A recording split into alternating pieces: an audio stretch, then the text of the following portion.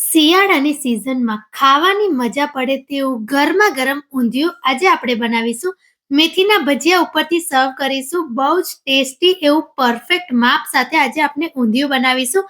તમે પૂરી પરાઠા રોટલી સાથે પણ ખાઈ શકો છો. તો ચાલો રેસીપી સ્ટાર્ટ કરીએ. તો સૌપ્રથમ એક કુકરમાં પાણી લઈશું અને ગરમ થવા મૂકીશું. પાણી ઉકળી જાય તેવું કરીશું. આ સુરતી પાપડી લઈશું 250 ગ્રામ જેટલી અને 250 ગ્રામ જેટલી લીલી તુવેરના દાણા લઈશું. તો હવે પાણી ઉકળી ગયું છે તો એમાં સુરતી પાપડી અને તુવેરના દાણા નાખી દઈશું. હવે એમાં અડધી ચમચી હળદર અને અડધી ચમચી જેટલું મીઠું નાખી કમ્પ્લીટ હલાવી લઈશું અને કુકર બંધ કરી 4 થી 5 સીટી વાગે એટલું બાફી લઈશું.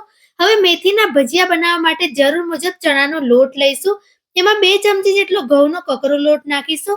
હવે એમાં આદુ મરચાની પેસ્ટ, સ્વાદ પ્રમાણે મીઠું, અડધી ચમચી હળદર, 1 ચમચી લાલ મરચું પાવડર, 1 ચમચી ધાણા જીરું પાવડર, 2 ચમચી ખાંડ લઈશું અને પછી 2 ચમચી જેટલા તલ નાખી દઈશું. હવે આપણે આમાં લીલી મેથીના પાન લઈશું, ધોઈને લેવાના છે. હવે એમાં 1 ચમચી જેટલું તેલ અને અડધી ચમચી લીંબુનો રસ અને અડધી ચમચી અજમો. હવે આપણે આ બધી જ વસ્તુને સારી રીતે મિક્સ કરી લઈશું.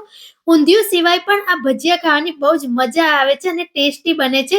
થોડું થોડું પાણી નાખી મિક્સ કરી લઈશું. આ રીતે છેલ્લે તેલ નાખી મસળી લઈશું. હવે આપણે આને કોઈ પણ શેપ આપી દઈશું. મેં અહીંયા ગોળ અને લંબગોળ શેપ આપ્યો છે. તો જુઓ, આ રીતે ડીશ ભરીને મેં તૈયાર કરી લીધા છે ભજીયા. ઊંધિયામાં આ ભજીયા નાખવાથી ટેસ્ટ બહુ જ સરસ આવે છે. હવે આપણે તેલ ગરમ કરીશું અને એમાં આ બધા જ ભજીયા એક એક કરીને તેલમાં નાખીશું. મીડિયમ લો ફ્લેમ પર આપણે આ બધા જ ભજીયા તરી લઈશું. તો જુઓ, મસ્ત તરાઈ ગયા છે ભજીયા. એક બાઉલમાં કાઢી લઈશું. આ રીતે બધા જ ભજીયા તરી લઈશું. હવે મેં બધા અહીંયા શાકભાજી સુધારી લીધા છે. નાના રીંગણ, સકરિયાના ટુકડા, બટાકાના ટુકડા અને અહીંયા રતાળું લીધું છે.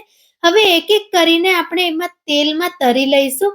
તમે અહીંયા ડાયરેક્ટ પણ વઘારી શકો છો, પણ એકવાર તેલમાં તરીને બનાવો તો બહુ જ ટેસ્ટી બનશે. તો આ રીતે ગોલ્ડન બ્રાઉન થાય ત્યાં સુધી તરી લઈશું. હવે રીંગણ પણ અહીંયા કટ કરી લીધા છે તો કમ્પ્લીટ તરી લઈશું એને. હવે બટાકા પણ તરી લઈશું અને લાસ્ટમાં આપણે રતાળું લીધું છે તો એને પણ ગોલ્ડન બ્રાઉન થાય ત્યાં સુધી બધી જ વસ્તુને તેલમાં તરી લઈશું. હવે આપણે ઊંધિયું બનાવીશું તો એક તપેલામાં તેલ લઈશું. હમણાં તર્યું એ જ તેલ. હવે એમાં રાઈ, 1 ચમચી જીરું, અજમો અને હિંગ નાખીશું અને આ જે તર્યું હતું નાખીશું. તે બધી જ વસ્તુ બરાબર નાખીને મિક્સ કરી લઈશું. 2 ટમેટાને કટ કરી લીધા છે, 1 ચમચી જેટલું આદુ મરચાની પેસ્ટ, 1 ચમચી હળદર અને હવે બધી વસ્તુને હલાવી લઈશું. હવે આમાં ધાણા જીરું પાવડર, લાલ મરચું પાવડર નાખી કમ્પ્લીટ મિક્સ કરીશું. હવે આમાં સુરતી પાપડી અને તુવેરના દાણા બાફ્યા હતા તે નાખીશું અને કમ્પ્લીટ તેને પણ હલાવી લઈશું. ગેસની ફ્લેમ મીડિયમ ટુ હાઈ રાખવી અને હવે એમાં ઊંધિયાનો મસાલો મેં અહીંયા લીધો છે. તમે અહીંયા ગરમ મસાલો પણ લઈ શકો છો. 1 ચમચી જેટલો ઊંધિયાનો મસાલો નાખવો.